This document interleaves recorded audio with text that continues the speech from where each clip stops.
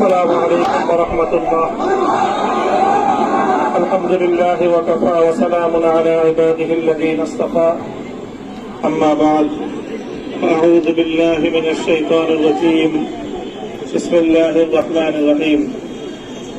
لا تثريب عليكم اليوم يغفر الله لكم وهو أرحم الراحمين. صدق الله العظيم. সমবেত প্রাণপ্রিয় তৌহিদি জনতা, বিভিন্ন স্তরের ধর্মপ্রাণ মুসলমান ভাই ও বন্ধুগণ, ছাত্র বন্ধুগণ এবং প্রিয় এলাকাবাসী, আল্লাহ পাক রব্বুল আলামিনের শুকরিয়া আদায় করি। আল্লাহর দ্বীনের কথা বলার অপরাধে, আল্লাহর দ্বীনের বিজয়ের ঝান্ডা এবং কেতন উড্ডীন করার প্রত্যয় ব্যক্ত করার অপরাধে, আল্লাহর জমিনে আল্লাহর দ্বীন প্রতিষ্ঠার আন্দোলনের অপরাধে আমরা অনেক ভাই কারারুদ্ধ হয়েছিলাম। পর্যায়ক্রমে সকলেই আলহামদুলিল্লাহ জিন্দানখানার লৌহ প্রাচীর ভেদ করে মুক্ত জীবনে ফিরে এসেছেন। সর্বশেষ আজ আমার বক্তব্যের মধ্য দিয়ে 2021 সালে হেফাজতে ইসলাম বাংলাদেশ এবং এদেশের আলেম সমাজের উপর ইতিহাসের অন্যতম এক গভীর ষড়যন্ত্র এবং চক্রান্ত নির্যাতনের যে শৃঙ্খলার পরিচালনা করা হয়েছিল, তার আজকে একটি প্রাথমিক অধ্যায়ের পরিসমাপ্তি ঘটল। অন্যায়ভাবে আমাদেরকে কারারুদ্ধ করা হয়েছে, বুলেটের আঘাতে আমাদের ভাইদেরকে হত্যা করা হয়েছে। আমরা যখন আমাদের সন্তানদের লাশ এবং তাদের সেই মরদেহকে সামনে রেখে আমরা যখন আমাদের ন্যূনতম প্রতিবাদটুকু উচ্চারণ করতে গিয়েছি, তখন আমাদেরকে কারারুদ্ধ করা হয়েছে, আমাদেরকে নানাভাবে নিষ্পেষণ করা হয়েছে, আমাদেরকে জনগণ থেকে বিচ্ছিন্ন করার সব ধরনের অপচেষ্টা চালানো হয়েছে।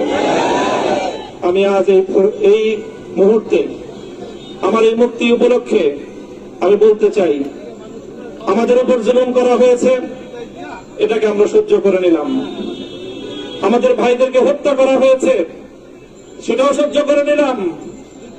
আমরা আমার সন্তানের লাশ কাঁধে তুলে নিয়েছি, সেটাকেও আমি হাসি মুখে বরণ করে নিলাম। আমাদেরকে অপমান এবং লাঞ্ছনার সব ধরনের ষড়যন্ত্রের সম্মুখীন হতে হয়েছে, সেটাও আমরা হাসি মুখে বরণ করে নিয়েছি। কিন্তু আল্লাহর জমিনে আল্লাহ এবং তার রাসূলের কোন সম্মান এক মুহূর্তের জন্য আমরা বরদাস্ত করে নেব। আমরা আমাদের সর্বোচ্চ ত্যাগ এবং কোরবানি স্বীকার করতে প্রস্তুত রয়েছি, জীবন দিতে প্রস্তুত রয়েছি। আল্লাহর জমিনে আল্লাহর দ্বীনের ঝান্ডা সমুন্নত করেই আমাদের যাত্রা থামবে ইনশাআল্লাহ। হয়তো শাহাদাত, নয়তো খেলাফত ইনশাআল্লাহ। আল্লাহর জমিনে খেলাফত প্রতিষ্ঠার যে আওয়াজ আজ পৃথিবীর দিকে দিকে উচ্চারিত হচ্ছে, সে আওয়াজ বাংলার জমিনে খেলাফতের এই আন্দোলনকে চূড়ান্ত গন্তব্যে পৌঁছাবে ইনশাআল্লাহ।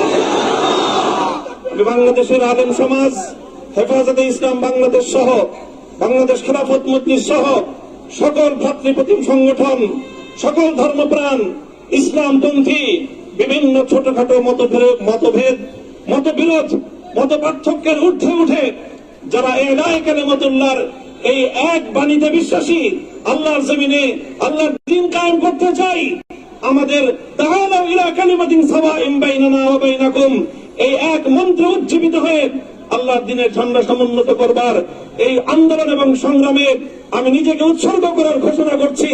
এবং আমার সকল ভাইদেরকে, আমি সকল উলামায়ে কেরামকে এবং ধর্মপ্রাণ মুসলমানদেরকে, ইসলামী নেতৃত্বকে ঐক্যবদ্ধভাবে এই সংগ্রামের ঝান্ডা সমুন্নত করবার, ধারণ করবার আহ্বান জানাচ্ছি। এবং আপনাদের সকলকে আবার শুকরিয়া জ্ঞাপন করছি যে আজকে আপনারা এভাবে আমাকে উৎসাহিত করেছেন, উজ্জীবিত করেছেন। আল্লাহ পাক আপনাদের সকলকে উত্তম বিনিময় দান করুন। প্রিয় ভাইয়েরা,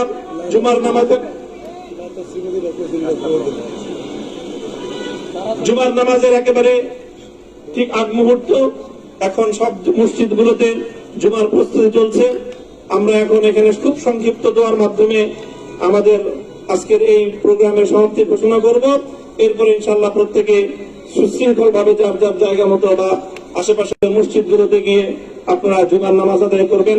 আমি আবারও বলছি, আমি আমার আলোচনার শুরুতে কোরআনে পাকের সেই আয়াতটুকু তেলাওয়াত করেছিলাম, হযরত ইউসুফ আলাইহিস সালাতু ওয়াস সালাম কারামুক্তি এবং প্রকৃত যারা অন্যায়কারী ছিল সেই অন্যায়কারীদের স্বরূপ ওনার সামনে উন্মোচিত হয়ে যাওয়ার পর, জাতির সামনে তাদের স্বরূপ উন্মোচিত হয়ে যাওয়ার পর তিনি যে কথা বলেছিলেন, আমিও নবী ইউসুফ আলাইহিস সালাতু ওয়াস সালামের অনুসারী হিসাবে তার সুরে সুর মিলিয়ে কণ্ঠে কণ্ঠ মিলিয়ে কথাই বলতে চাই, লা তাসরিবা আলাইকুমুল ইয়াওম, ব্যক্তিগত আক্রোশের প্রতিশোধ আমরা কারো কাছ থেকে গ্রহণ করব না।